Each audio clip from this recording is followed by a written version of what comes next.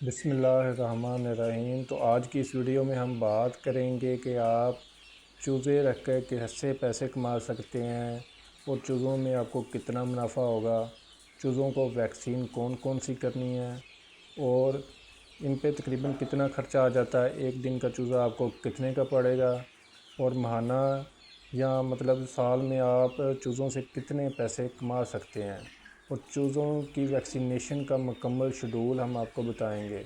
तो वीडियो शुरू करने से पहले अगर आपने अभी तक चैनल को सब्सक्राइब नहीं किया तो चैनल को सब्सक्राइब कर लें और बेल के आइकन को दबा दें ताकि मज़ीद आने वाली वीडियोस आपको बर वक्त और आसानी से मिलती रहें। तो देखें, ये मेरा छोटा सा सेटअप है जिसमें तकरीबन 300 के करीब चूज़े हैं, 120 के करीब छोटे चूज़े हैं और इसके अलावा ये वाइट वाले चूज़े हैं जो कि आम तौर के ऊपर 20 से 25 रुपए का मिलता है।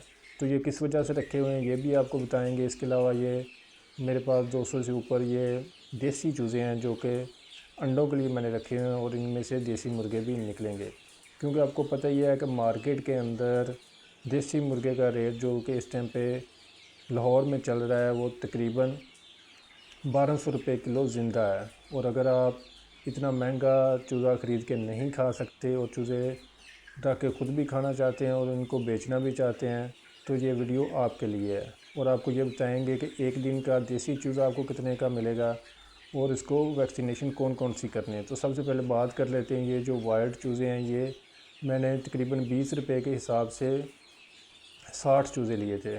तो माशाल्लाह इनमें से अभी भी 50 से ज़्यादा हैं और इनका वज़न भी तकरीबन आधा किलो से ज़्यादा हो गया है। तो ये सिर्फ़ इस वजह से रखे हुए हैं खाने के लिए। ये जो वाइट चूज़े हैं ये भी ना देसी खुराक के ऊपर इनका गोश्त देसी चूज़े से भी ज़्यादा मतलब अच्छा हो जाता है और इनका वज़न तकरीबन 2 से लेके 3 किलो तक इजीली हो जाता है 6 से 7 महीनों में। इनकी अभी उम्र 1 महीना और 15 दिन के करीब है और इनका वज़न जो है ना आधा किलो हो गया है। तो अब बात कर लेते हैं अभी तक इनके ऊपर मेरा कितना ख़र्चा आ गया। तो मैं इनको बिल्कुल भी ना मतलब देसी खुराक डालता हूँ जैसे कि दाने मक्की वगैरह, क्योंकि अगर हम इनको फीड डालेंगे तो इनका जो गोश्त है वो सफ़ेद निकलेगा और वो देसी जैसा नहीं निकलेगा। और अगर हम देसी चूज़ों की बात करें तो देसी चूज़ा हमें मिला था 50 रुपये का, इनका भी तकरीबन इतना ही वज़न हो गया है। इसके अलावा ये जो सेपरेट आपको छोटे चूज़े मतलब नज़र आ रहे हैं ये अभी तकरीबन 15 दिन पहले मैं लेके आया था 5000 के 100 चूज़े।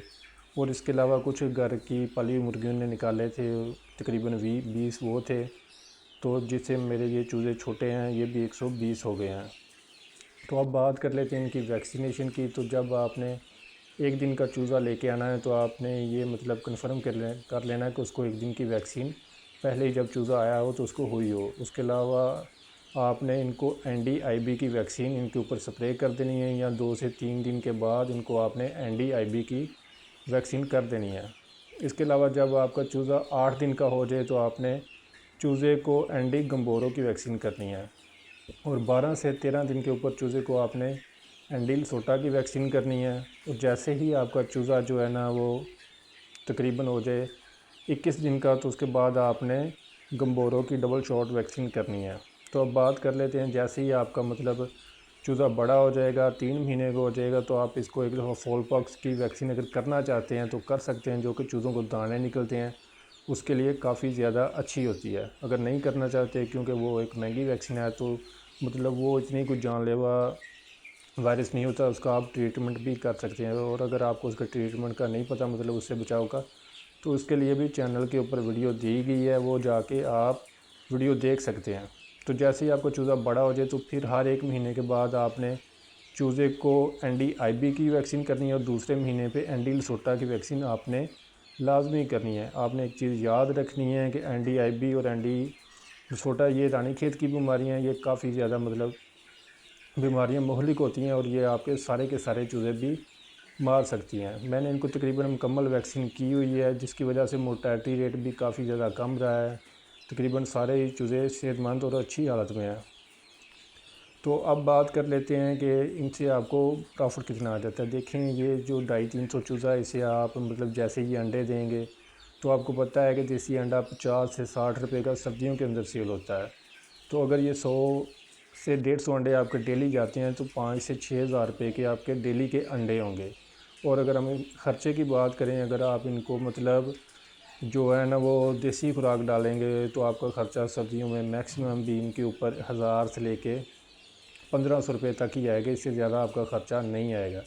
और अगर हम गर्मियों की बात करें तो गर्मियों में ये जो अंडे हैं ये या तो आप इनको हैचरी वालों को सेल कर सकते हैं, या आप मुर्गियां जो है ना वो गोश्त वालों को सेल करके इनसे अच्छे खासे पैसे कमा सकते हैं।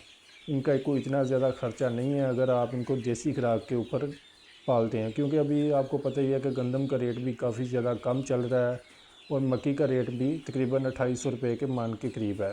तो आप इन चीज़ों का दलिया बना के भी इनको डाल सकते हैं। और एक चीज़ आपने ख़्याल रखनी है कि इनकी वैक्सीनेशन है जो है ना वो आपने प्रॉपर करते रहना। वैक्सीनेशन की कोताही आपने बिल्कुल भी नहीं करनी। दोस्तों, अगर आपको वीडियो अच्छी लगे तो वीडियो को लाइक करें, चैनल को सब्सक्राइब करें और बेल के आइकन को दबा दें, ताकि पोल्ट्री फार्मिंग से रिलेटेड हम आपको मतलब वीडियो जो है ना वो बर वक्त और आसानी से लेके आपके लिए आते रहें।